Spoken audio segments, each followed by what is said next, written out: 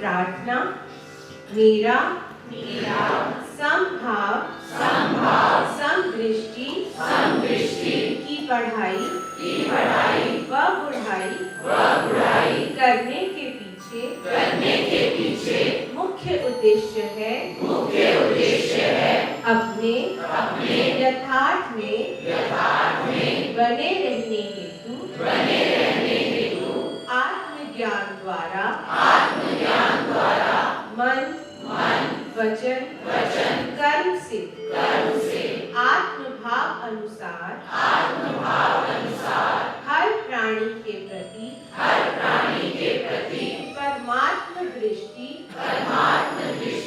व वृत्ति अपना कर अपने आत्मबल का भरपूर प्रयोग करते हुए अब तक धारण किए हुए सूक्ष्म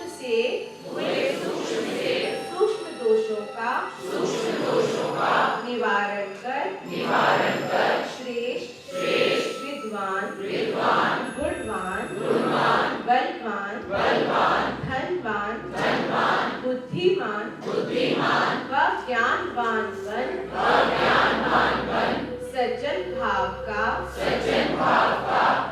वर्ताव कर एक अच्छे इंसान की तरह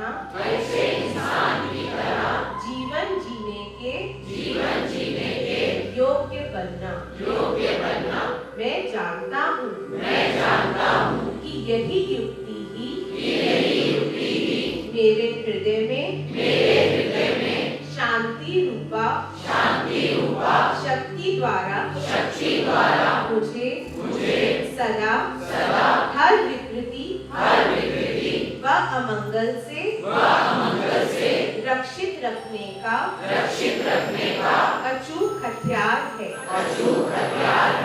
इस हेतु मैं अपने इसी उद्देश्य सिद्धि के लिए सर्वव्यापक भगवान से बल बुद्धि व सुमति प्रदान करने की प्रार्थना करता हूँ। अभी तक हमने ब्रह्मचर्य आश्रम के अंतर्गत धार्मिक शिष्यवृत्ति, वेदाध्ययन यानी आत्मज्ञान प्राप्ति व सात्विक आहार के सेवन के महत्व को समझा। इसी युक्ति द्वारा ही ब्रह्म के साक्षात्कार की साधना का विधान है। यह साधना निर्विघ्न फलीभूत हो, उसके लिए आत्म संयम के पालन के प्रति सदैव जागृत अवस्था में बने रहना आवश्यक है। अब ये ध्यान से सुन लिया ना सबने आत्म संयम का महत्व। अगर ब्रह्म का साक्षात्कार करना है तो आत्म संयम को समझना होगा और उसके महत्व को समझना होगा और उसका प्रयोग करना होगा अपने ऊपर, ताकि हम ब्रह्मचर्य व्यवस्था में सुदृढ़ता से बने रहे, निर्भयता व निपुणता से गृहस्थ आश्रम में प्रवेश करने की योग्यता प्राप्त कर लें। ये पहले गृहस्थ आश्रम में प्रवेश करने से पहले संयम का पाठ पढ़ना होता है और उसका इस्तेमाल के बारे में जानकारी लेनी होती है और काबिल बनना होता है उसके इस्तेमाल में, ताकि ब्रह्मचर्य व्यवस्था में सुदृढ़ता से बने रहे, निर्भयता व निपुणता से गृहस्थ आश्रम में प्रवेश करने की योग्यता प्राप्त कर ले। यहाँ फिर दोहरा रहे हैं कि गृहस्थ होने से पहले का अविवाहित जीवन वैदिक आश्रम व्यवस्था में ब्रह्मचर्य आश्रम कहलाता है। जो व्यक्ति अपने जीवन में ब्रह्मचर्य के नियमों की पालना कुशलता से करने में सक्षम होता है, वही जीवन में उतारने के लिए आत्म संयम का पाठ पढ़ना और उसको लागू करना, उस पाठ को अति आवश्यक है।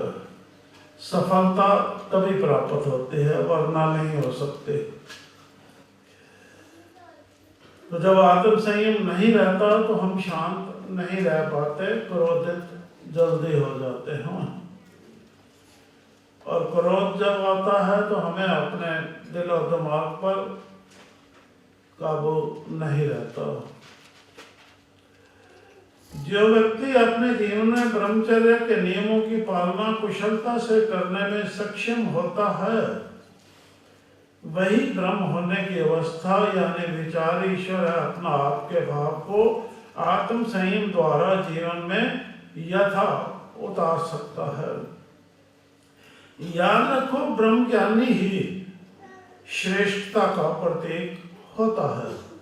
वह श्रेष्ठ समाज के निर्माण में योगदान देने में सक्षम होता है, क्योंकि वह कांति युक्त व्यक्ति आध्यात्मिक शक्ति के आधार पर इतना पराक्रमी, प्रतापी व प्रभावशाली हो जाता है कि उसके आचार व्यवहार द्वारा अन्य सभी को उसके परमात्म स्वरूप की झलक प्राप्त होते हैं।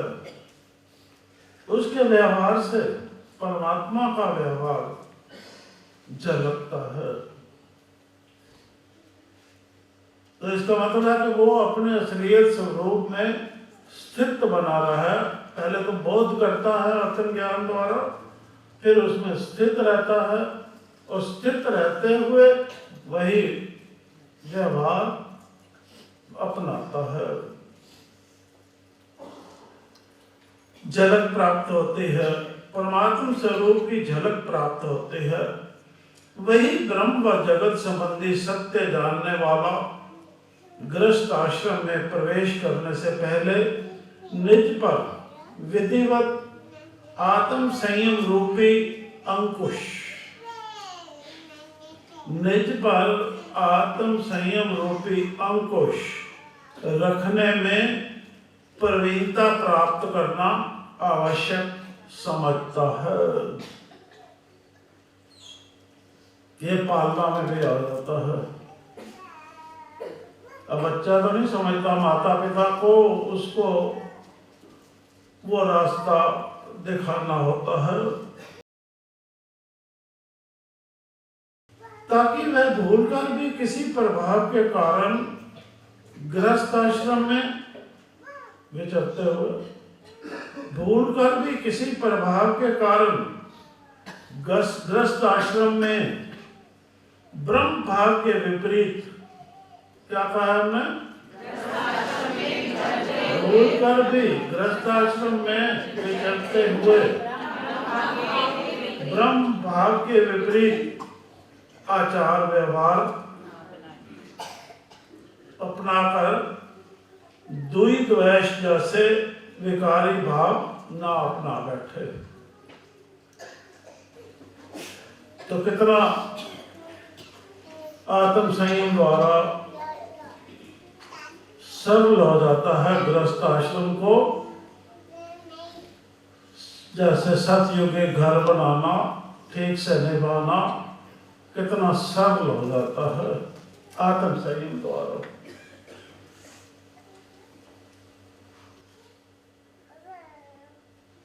दोबारा से यादगिरी के लिए बता रहे हैं, वही ब्रह्म व जगत संबंधी सत्य जानने वाला, क्योंकि उसने आत्मज्ञान पहले ही प्राप्त कर लिया, वो सत्य जान गया, फिर गृहस्थ आश्रम में प्रवेश किया। उसने गृहस्थ आश्रम में प्रवेश करने से पहले, ये सतयुग का चलन है ना, कलयुग में तो ये नहीं होता, इसीलिए गृहस्थ आश्रम बिगड़ता है।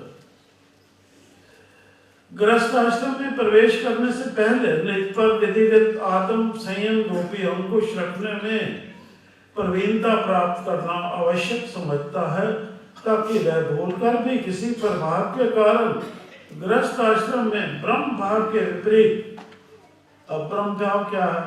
समभाव। अब ब्रह्म भाव के विपरीत, समभाव के विपरीत दो ही भाव हो गया। आचार व्यवहार सज्जन भाव के अनुसार या फिर वैर विरोध के हिसाब से अपना दुई दवाइश जैसे विकारी भावना अपना बैठे। हमसे भी ऐसी भूल ना हो, अब सावधान हो जाओ। इसके लिए आओ अब आत्मज्ञान को यथा आत्मसात करने व संयमित जीवन जीना सुनिश्चित करने हेतु आत्म संयम को सविस्तार समझते हैं।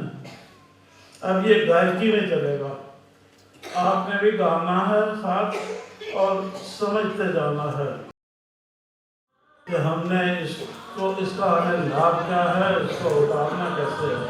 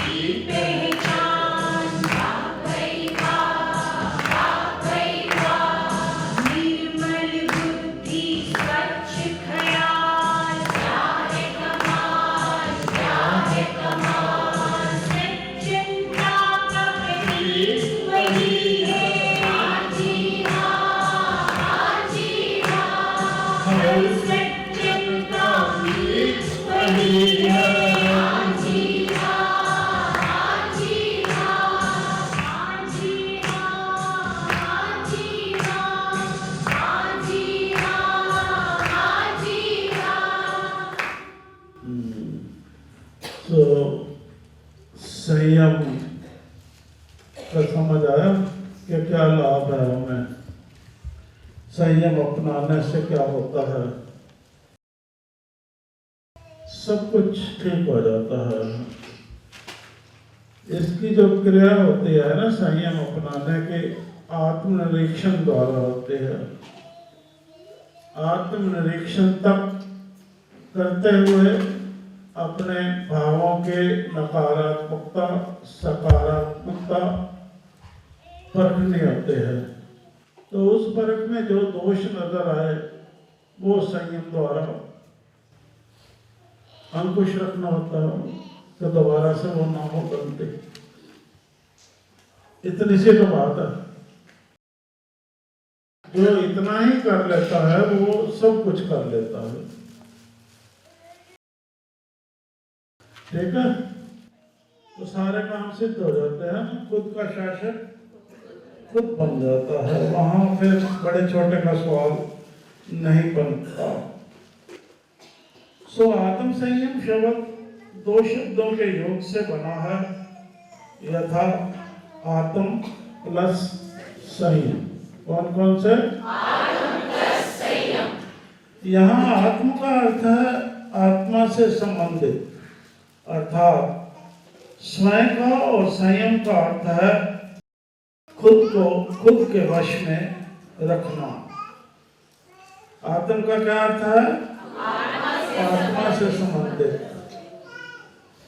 स्वयं का यानी। और संयम का अर्थ क्या है? खुद को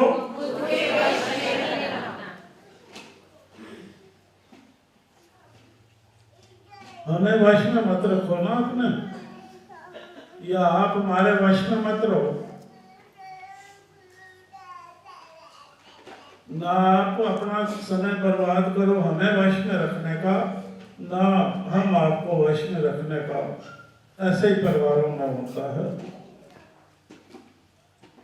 क्या कहा हमने? हमें वश में रखने का समय मत बर्बाद करो अपना, वो व्यवहार छोड़ना होगा ना। और हमें आपको वश में रखना मतलब एक दूसरे को, खुद को वश में रखना, तब संयम का नतीजा आता है। अगर वो करते हैं तो वो वैर विरोध बढ़ता है। वो होता है कि एक दूसरे के ऊपर हम हावी होना चाहते हैं, अधिकार में रखना चाहते हैं दूसरे को। तो ये स्वभाव छोड़ दो, हम हाथ जोड़ के कह रहे हैं सबको।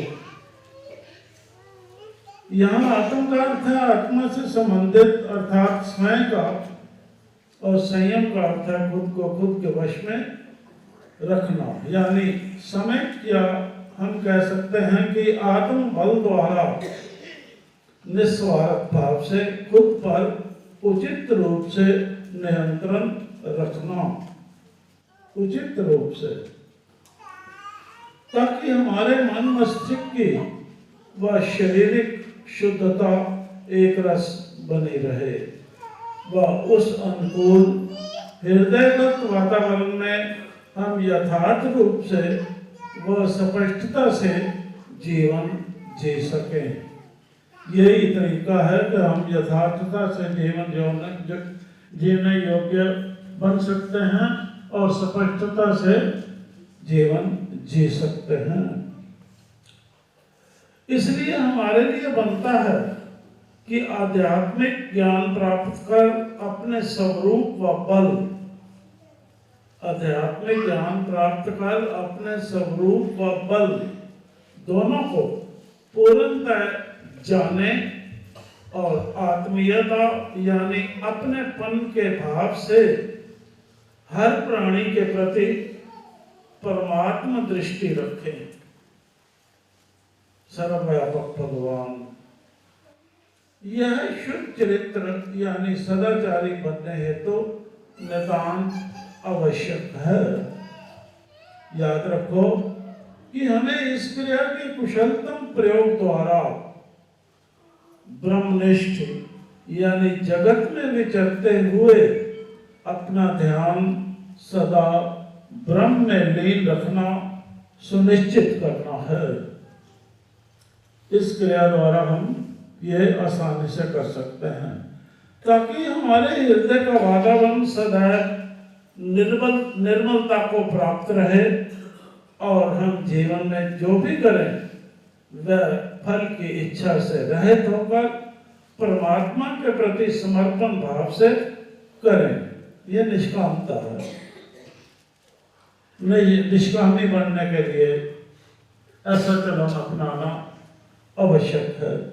तभी हम सर्वव्यापक ब्रह्म शक्ति का आभास कर सदैव अटल सत्य पर स्थिर बने रहे, लौकिक वस्तुओं के उपभोग आदि से प्राप्त क्या दुख सुख की अपेक्षा अनंत आनंद प्राप्त कर सकते हैं। अब ये खुद पर निर्भर है कि हम भौतिक वस्तुओं के उपभोग से दुख सुख में फंसा रहना चाहते हैं। हमारा मस्तिष्क उलझा रहे दुख में सुख में, कभी हर्ष में कभी शोक में। तो कभी भी समावस्था में ना रहे, संतुलित ना रहे। तो दुख सुख तो यही करता है ना, समावस्था में नहीं बना रह सकता हमारा मस्तिष्क। या उसकी अपेक्षा अनंत अनंत प्राप्त करना चाहते हैं। तो जहाँ अनंत है, आनंद है, वो भी अनंत है, वहाँ समावस्था में का दर्शन होता है, वो प्रतीत होता है। अब आप ध्यान से पढ़ना, अपने आप बोलकर, समझकर। अब यहाँ हमें याद रखना है कि संयम लक्ष्य नहीं है अपने आप में। यहाँ हमें याद रखना है कि संयम लक्ष्य साधन है। मन को बुरे या गलत कामों की ओर जाने से रोकने का, ताकि मन की एकाग्रता भंग ना हो। इससे चित्त उस अवस्था को प्राप्त होता है जिसमें बाह्य वृत्तियों का निरोध होने से वह किसी विषय से तन्मय हो जाता है। इस स्थिर चित्त अवस्था में मन में चंचलता व उग्रता उत्पन्न नहीं होती और हम विवेक शक्ति द्वारा सत्य असत्य की परख करने के योग्य बन ध्यान से केवल सत्य धारणा सुनिश्चित कर सकते हैं। इसलिए हम कह सकते हैं कि संयम प्राणियों और इंद्रियों के विषय में अशुभ प्रवृत्ति का त्याग करने की शक्ति है तथा स्वास्थ्य की दृष्टि से हानिकारक भोजन, कार्यों व बातों से अलग रहने या परहेज करने की बात है। इसके अतिरिक्त संयम की शक्ति द्वारा व्यवहार में अनुचित बातों से स्वयं को रोका जा सकता है। संयम ही एक व्यक्ति के लिए क्रोध में ना आकर शांत रहने का बल है। आत्म संयम द्वारा ही हम अपनी चित्त वृत्तियों का निग्रह या निरोध कर जितेंद्रिय बन सकते हैं एवं आत्म तुष्टि का अनुभव कर सकते हैं।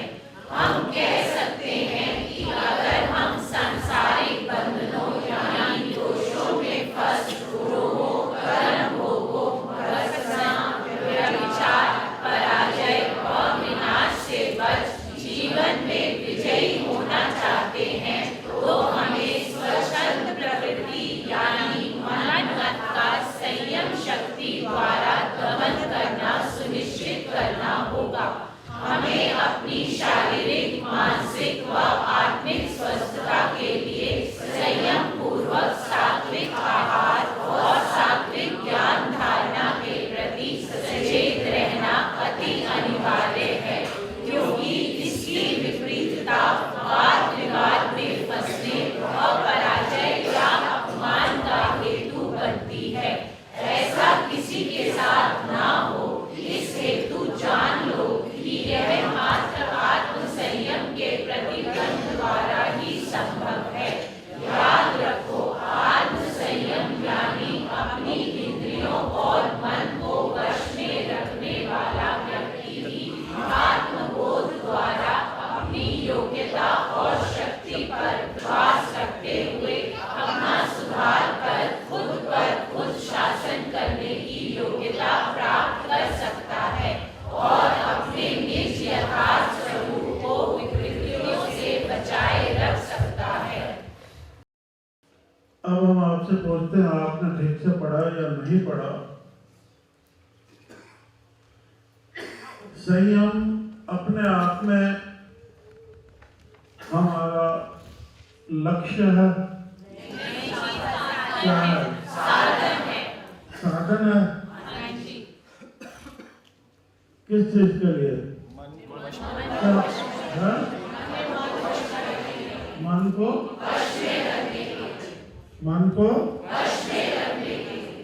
वश में रखकर क्या, किस चीज से बचने की? हाँ, गलत कामों की ओर ना जाने के लिए, बुरे कामों को करने से बचने की है। और क्या है?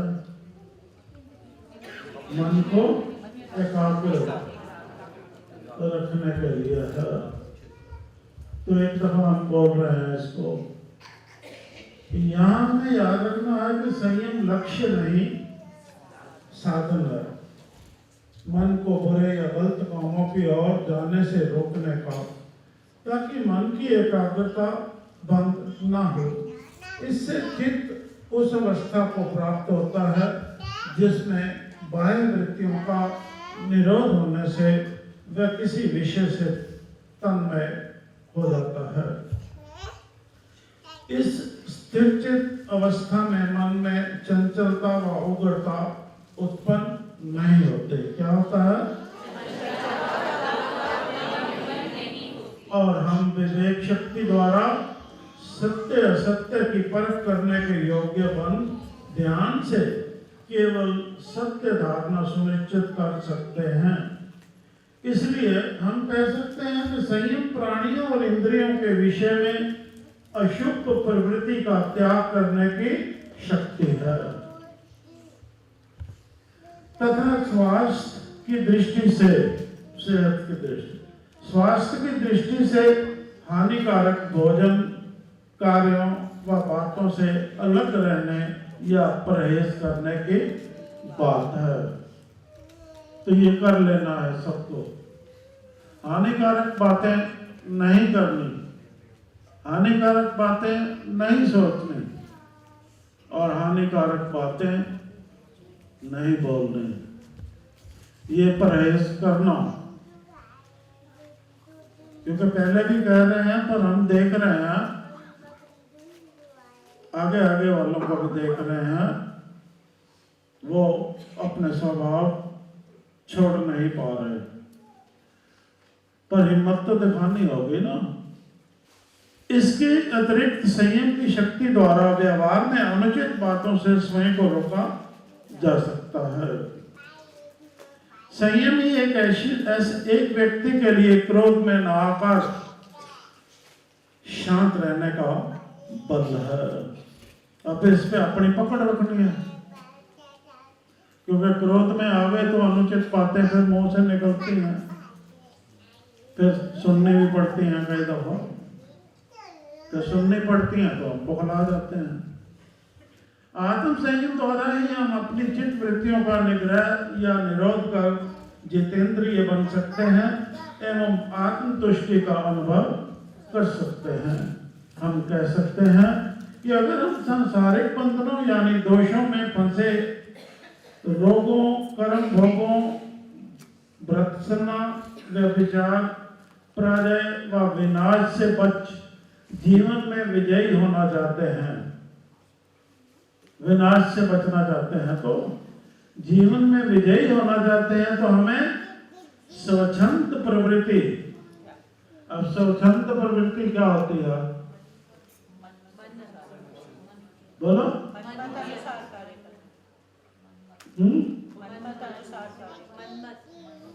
मनमत का संयम शक्ति द्वारा दमन करना सुनिश्चित करना होगा।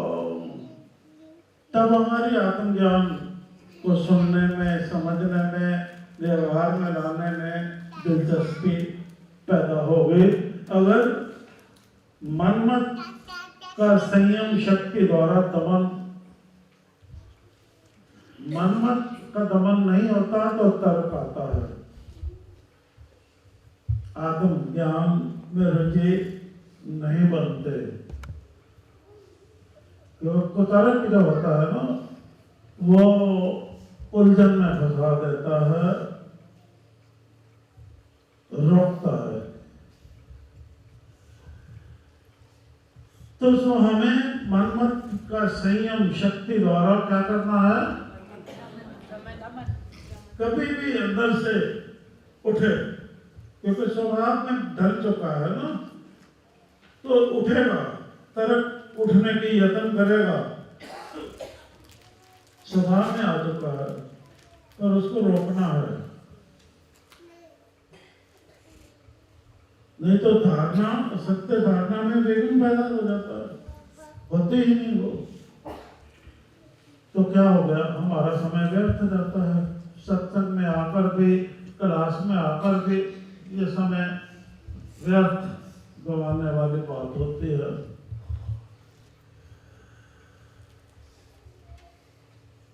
हमें अपने शारीरिक, मानसिक व आत्मिक स्वस्थता के लिए संयम पूर्वक सात्विक आहार और सात्विक ज्ञान द्वारा ज्ञान धारणा के प्रति सचेतन रहना है, अति अनिवार्य है।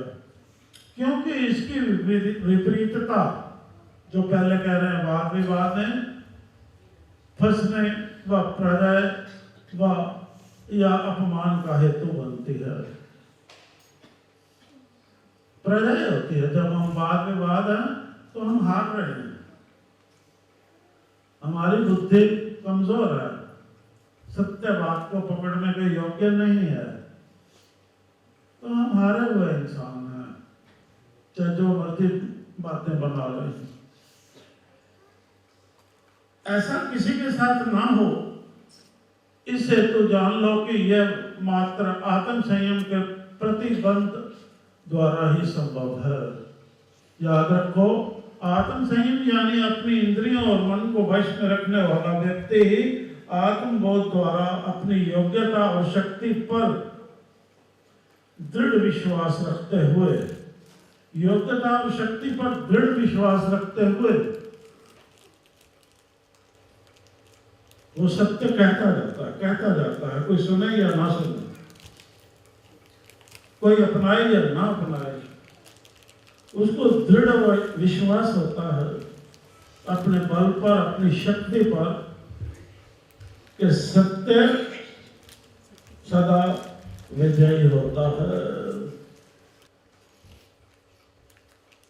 आत्मबोध द्वारा अपनी योग्यता और शक्ति पर दृढ़ विश्वास रखते हुए अपना सुधार कर खुद पर खुद शासन करने की योग्यता प्राप्त कर सकता है और अपने निज यथार्थ स्वरूप को विकृतियों से बचाए रख सकता है। तो करना भी है। अतः हमें आज की परिस्थितियों व अनैतिक आचार व्यवहार से उभरने के लिए अपने व्यवहार, ध्यान से सुनना, व्यवहार, प्रवृत्तियों, योग्यताएं, इनमें सब फर्क है। इनमें पहला क्या है? व्यवहार, प्रवृत्तियों, योग्यताएं, अयोग्यताएं, दोनों। अभिप्रेरणाओं आदि को स्वयं ही आत्म विश्लेषण द्वारा इन सब का आत्म विश्लेषण करना है, समझने का प्रयत्न करना होगा। वह इस प्रकार पाई गई कमजोरियों पर आत्म नियंत्रण रखते हुए आत्म सुधार कर खुद पर पकड़ मजबूत करनी होगी, ताकि हम अच्छे स्वभाव में ढलें और ब्रह्म के साक्षात्कार से मिलने वाला आत्मिक सुख व आनंद प्राप्त कर सकें। तो ये हमारा लक्ष्य है। तो ये क्रिया जितनी बार हाथ जुड़वाना है जुड़वा लो, पर ये क्रिया करो जी।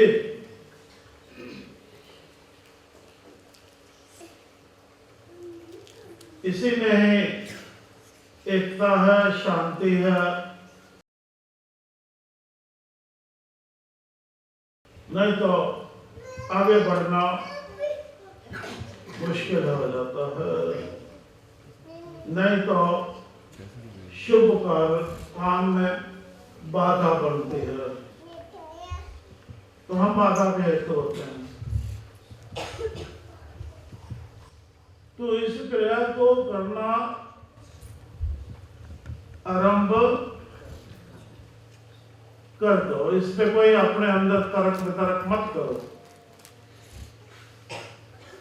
यथा इस क्रिया पर अमल करना आरंभ कर दो। हम ये बार बार कह रहे हैं क्योंकि ये आत्म संयम बहुत महत्व रखता है इंसानियत में, मानवता में बने रहने के लिए। ठीक है, अब हमारी बेनती स्वीकार कर रहे हैं सारे? हाँ? ग्रंथ में भी लिखा हुआ है ना, ये बेनती करो स्वीकार की, लिखा हुआ है ना। तो आज उस वाणी को प्रति श्रद्धा रखते हुए अपने हित के लिए, सबके हित के लिए ये बेनती स्वीकार कर लो। इसी में ही मान है, इसी में ही शान है, और इसी में ही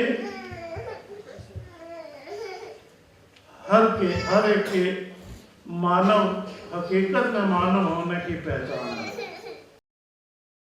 तो ईश्वर का हुक्म नहीं मान रहे तो बेनती सही। इसलिए संयमित जीवन जीने के लिए संभलो और परिवारों को संभाल लो। इसलिए संयमित जीवन जीने के लिए एक अच्छा वैदिक इंसान की तरह संभलो और परिवारों को व समाज को संभाल लो नैतिक पतनता के गर्भ के गिरने से, और आनंद में जीवन व्यतीत करना आरंभ करो। तो इसलिए निश्चय लो।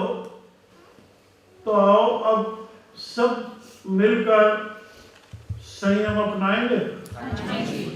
अपनाओगे सारे संयम मिलकर? चलो जरा पढ़ो फिर, पढ़ो। जीवन जीने के लिए संभलना है, संभालना है खुद को, परिवार को और समाज को संयम द्वारा। आओ हम सब मिलकर संयम अपनाएं। सब रोगों की एक है औषधि, हम सब संयम अपनाएं। आहार विहार के दोषों से सब रोग निकट है आते, दुष्कर्मों के फलस्वरूप हम स्वयं है पीड़ा पाते। दैविक भौतिक तापों से हम मुक्ति पाए, जन जन की पीड़ा को हर सुख और शांति लाए। संयम द्वारा ही हम मन को वश में रख सकते हैं, इंद्रिय निग्रह करके बुरी बातों से बच सकते हैं। संयम द्वारा हो सकती है अंतःकरण की शुद्धि, संयम अपनाने से ही निर्मल रहती है बुद्धि।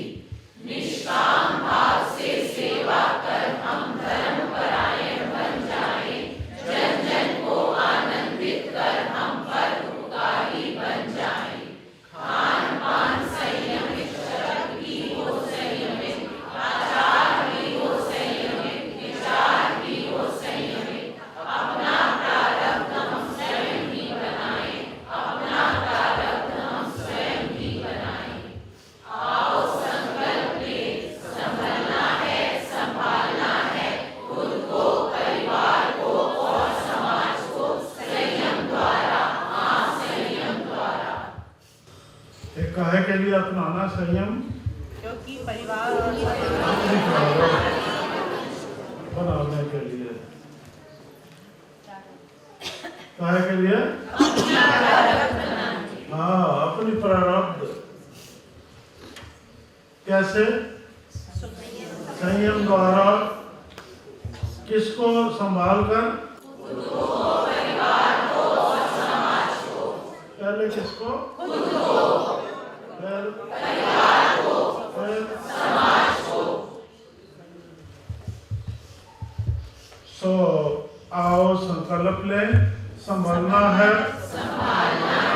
खुद को, परिवार को और समाज को संयम द्वारा। हाँ, संभलने का क्या मतलब होता है? खुद पर उपकार करना। संभलने का क्या होता है? खुद पर और संभालना पर उपकार करना। तो ठीक है, चलो अब ये शुरू हो जाओ। अगले हफ्ते फिर इसी पे बात होनी है और हम ये सारा कुछ देखेंगे कि कहाँ हो। आपकी बातचीत से भी जायजा ले लेंगे ना, जैसे जैसे मिलते रहोगे तो बातचीत से भी समझ आ जाएगी कि आपको खुद को वश में रखने का यत्नशील हो या नहीं हो, या पहले की तरह ही चल रहे हो। तो उस पे आगे का संबंध निर्भर करेगा, उस पे आगे की बात निर्भर करेगी, उससे आगे का आपका इस क्लास में होना या ना होना निर्भर करेगा।